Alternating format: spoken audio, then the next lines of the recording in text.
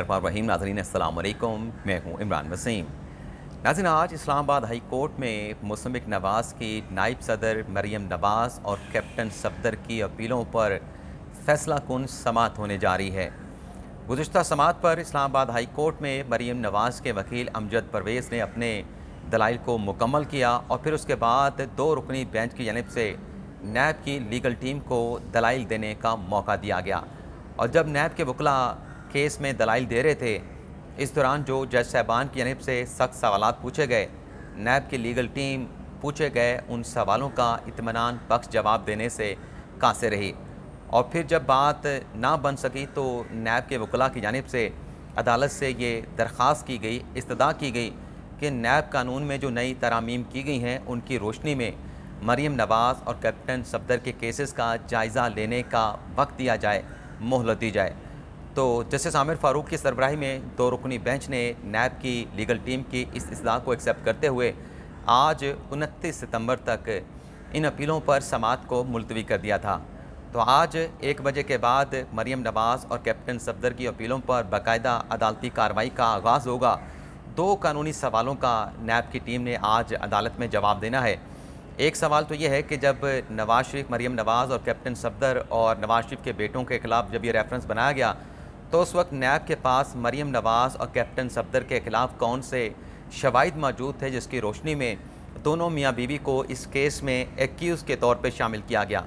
और दूसरा जो कानूनी सवाल है कि नई नैब तरामीम के बाद क्या मरियम नवाज़ और कैप्टन सफदर का ये केस है किसी अदालत में स्टैंड करता है, सस्टेन करता है, तो इस सवाल का भी नैब की लीगल टीम ने जवाब देना है।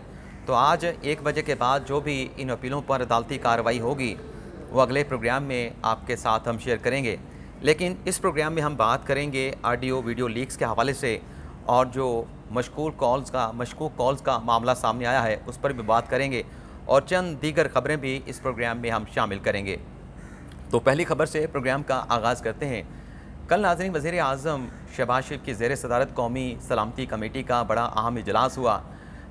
कल के अपने आखिरी व्लॉग में जब कौमी सलामती कमेटी का इजलास अपने इख्तिताम को पहुंचा था, तो मैंने आपके साथ ये बात शेयर की थी कि मैंने अपने सोर्सेस से रब्ता करके ये जानने की कोशिश की है कि कब तक कौमी सलामती कमेटी का इजलास का एलामिया जो है वो जारी किया जाएगा। तो मुझे ये बताया गया है कि फ़िलहाल ये एलामिया जो है वो जारी नहीं किया जा रहा, क्योंकि बड़ा ही हसास मामला है और उसमें क्योंकि वज़ीर आज़म के साथ जो कौमी सलामती कमेटी के कौमी सलामती के इदारों के जो सरबराहान हैं और जो हिसास इदारों के सरबराहान हैं वो भी शरीक होते हैं। तो इसलिए इसकी जो प्रेस रिलीज़ है, जो एलामिया है, वो बहुत सारी जगहों से वेट होके आता है। तो फ़िलहाल कुछ कहा नहीं जा सकता कि कब तक इस कमेटी के इजलास का जो है एलामिया जारी किया जाएगा। तो अपने आखिरी व्लॉग में कौमी सलामती कमेटी के एलामिया को हम शामिल नहीं कर सके थे, जिसे इस व्लॉग में हम शामिल करेंगे। अज़ीम, कल की कमेटी के इजलास में 2 बड़े अहम फैसले किए गए। एक फ़ैसला ये किया गया कि जो ऑडियो लीक का मामला है उस पर एक आला अख्तियाराती कमेटी तश्कील दी गई जिसका सरबराह राना सनाउल्लाह को बनाया गया। और दूसरा फ़ैसला ये किया गया कि साइबर सिक्योरिटी के हवाले से लीगल फ्रेमवर्क जो है वो तश्कील दिया जाएगा, तैयार किया जाएगा। और ये लीगल फ्रेमवर्क तैयार करने की जो ज़िम्मेदारी है वो वज़ारत कानून को सौंपी गई है। और ये लीगल फ्रेमवर्क इसलिए बनाना ज़रूरी है कि क्योंकि जदीद टेक्नोलॉजी के इस दौर में जो सिक्योरिटी है और जो सेफ्टी है और सरकारी कम्युनिकेशन के प्रोटेक्शन को यकीनी बनाने के लिए ये लीगल फ्रेमवर्क जो है वो तश्कील दिया जाएगा। तो ये कल 2 फैसले हुए कौमी सलामती कमेटी के इजलास में। अब जो दूसरी खबर है, कल के व्लॉग में हमने आपको बताया था कि सुप्रीम कोर्ट में बड़ी तब्दीली हुई है और अचानक से नए रजिस्ट्रार की तैनाती कर दी गई है। उसकी वजूहात पता नहीं चल पाई थी, लेकिन आज कुछ हमारे दोस्तों से बात हुई है सुबह सुप्रीम कोर्ट में, तो उन्होंने ये बताया है कि जो जाने वाले सुप्रीम कोर्ट के रजिस्ट्रार हैं जवाद पॉल साहब, उन्होंने माजरत का इजहार किया था और उनके वालिद मोहतरम जो है वो अलील हैं और वो अपने वालिद मोहतरम की बीमारी के सिलसिले में मसरूफ़ रहते हैं। तो उन्होंने ख़ुद, जवाद पॉल साहब ने ख़ुद चीफ जस्टिस से ये दरख्वास्त की थी, माजूरी का इजहार किया था कि मैं इस मामले को ज़्यादा कंटिन्यू, यानी इस ओहदे को ज़्यादा कंटिन्यू नहीं कर सकता, क्योंकि मेरे वालिद साहब बीमार हैं, मैंने उनकी तीमारदारी, उनकी इयादत के लिए या उनकी ट्रीटमेंट के लिए उनके साथ रहना है। तो उस उज़र को जो एक्सेप्ट किया गया चीफ जस्टिस की जानिब से, और फिर नए सुप्रीम कोर्ट के रजिस्ट्रार हैं इशरत अली की जो है वो तैनाती कर दी गई। अब जो तीसरी खबर है, कल नाज़रीन इमरान खान साहब अमरीकी साजिश का बयानिया तो देते हैं, तो कल जो अमरीकी सफ़ीर हैं जिन्होंने कुछ अर्सा पहले, कुछ हफ्ते पहले खैबर पख्तूनख्वा के वज़ीर आला के साथ मुलाकात की थी, तो कल चौधरी परवेज़ इलाही के साथ भी अमरीकी सफ़ीर की मुलाकात हुई है। सारा कत्ल केस में भी एक बड़ी अहम डेवलपमेंट हुई है, वो ये है कि सारा के वालिदैन पाकिस्तान वापस आ चुके हैं और कल सारा का मकतूला सारा का जनाजा भी जो है वो शहजाद टाउन में अदा कर दिया गया। और कल जो मीडिया पे गुफ्तगू की सारा के वालिद ने, उसके बाद अब फैसला ये हुआ है, इस मामले में डेवलपमेंट ये हुई है कि सारा के वालिदैन ने इस केस में किसी वकील की खिदमात को फ़िलहाल जो है वो हासिल करने से इनकार किया है। और वालिदैन का कहना है कि इस केस में वो ख़ुद जो है इस केस की पैरवी करेंगे, ख़ुद अपनी बेटी के कत्ल का मुकदमा जो है वो लड़ेंगे और कोशिश करेंगे, हत्तुल इम्कान कोशिश करेंगे कि जो मुल्ज़म है उससे कड़ी से कड़ी और सख्त से सख्त सज़ा जो है वो दिलवा सकें। और उसमें एक ये खबर भी सामने आई है कि पुलिस को ऑफिशियल जो पोस्टमार्टम रिपोर्ट है सारा की, वो भी पोली क्लिनिक हॉस्पिटल से मौसूल हो गई है।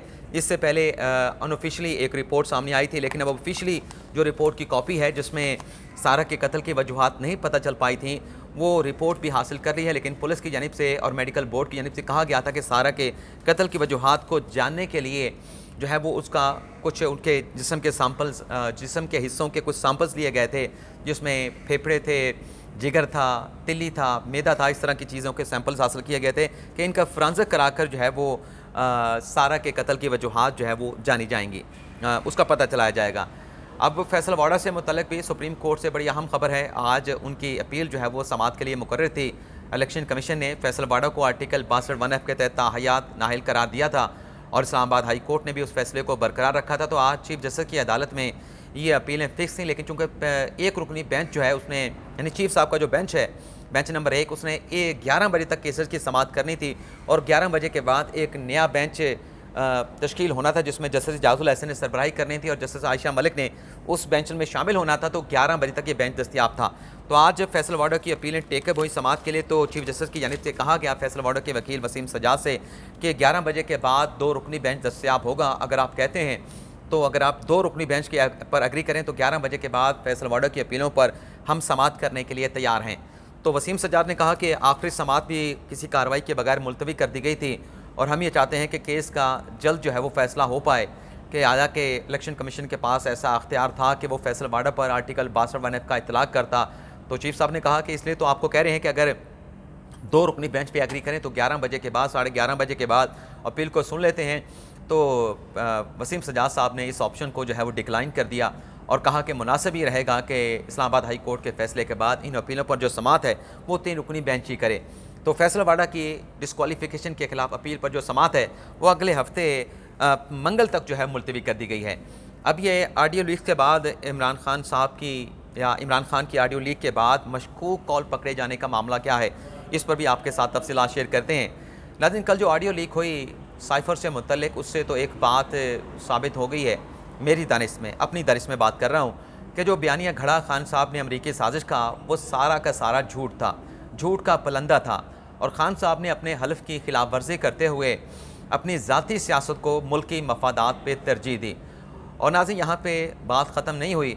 अमरीकी साजिश का बयानिया तो खान साहब अपने जलसे जुलूसों और रैलियों में जिक्र करते रहते हैं, लेकिन यहाँ पे कुछ अरसे से ये भी नोट किया जा रहा है कि खान साहब अपने जलसों में ये भी कह रहे हैं कि उनके लोगों को, उनके MPs को, उनके MNAs को और उनके पार्टी के कारकुनान को नामालूम नंबर से कॉल्स की जा रही हैं। और खान साहब अपने लोगों को उन्हीं जलसों में ठहर के कहते रहे कि अगर आपको कोई नामालूम नंबर से कॉल आए, मिस्टर X की तरफ से, मिस्टर Y की तरफ से आपको धमकाए, तो आप वापस उसको उसी अंदाज में धमकी दें। तो कल ये जो नामालूम कॉल्स का मामला है, जो मशकूक कॉल्स की जा रही थी, ऑडियो लीक के बाद मशकूक कॉल भी जो है वो, इसका जो एक भांडा था वो भी फूट गया। और एक क्लिप सामने आया, मैं आपको वो सुनवा देता हूँ कि किस तरीके से कौमी सलामती के इदारों को जो है वो बदनाम करने के लिए एक कैंपेन जो है वो चलाई गई। इसमें मैं आपको सुनवा देता हूँ, ये मेरे पास अभी, ये आपको सुने जी। नुकसान ना पहुंचाए बल्कि उनको सपोर्ट करें। आज उठा के इसकी रिकॉर्डिंग करते हैं, साथ बात आपको भी सुनाते हैं क्या कह रहे हैं। हेलो हेलो यार, आपको कल भी मैंने कॉल की है कि वो वीडियोस और अपना YouTube चैनल डिलीट कर दो। कौन सी लेकिन अभी तक आपका कौन सी अस्सलाम वालेकुम, मेरा नाम मोहम्मद शफीक है और मेरी रिहाइश जिला झेलम की है। 10 दिन पहले मैंने अपने लीडर इमरान खान और फवाद चौधरी के कहने पर अपने दोस्त का नंबर प्राइवेट नंबर से सेव किया। फिर मैंने कहा कि मुझे कॉल करो, उसने मुझे कॉल की, उसने मुझे धमकी दी और मैंने उसको धमकी दी।